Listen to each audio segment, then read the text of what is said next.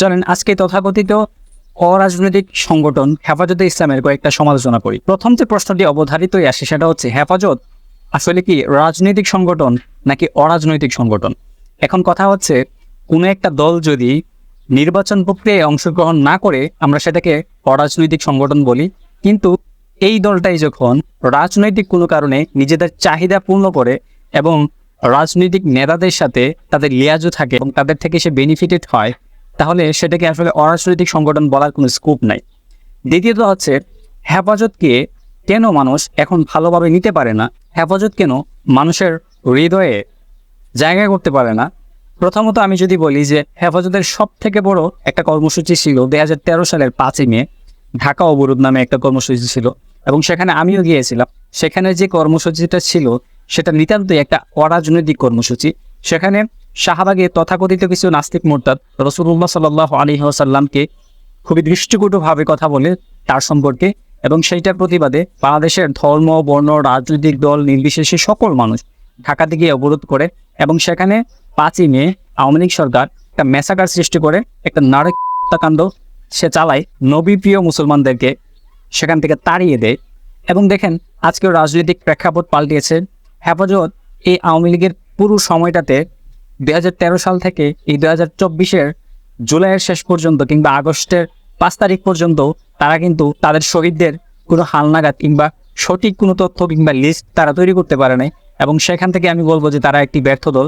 এবং দ্বিতীয়ত হচ্ছে, আজকে দেখেন যে সরকার এই 15 বছরে জুলুম নির্যাতনের সীমা অতিক্রম করে পুরা পৃথিবীতে একটা ঘৃণার নজির তৈরি করে দিয়ে গেছে, রাজনীতির পালাবদল হয়েছে, এবং যেই ডিক্টেটর পুরো পৃথিবীতে গুম তার উদাহরণ সৃষ্টি করেছিল সে কিন্তু এখন ক্ষমতায় নেই।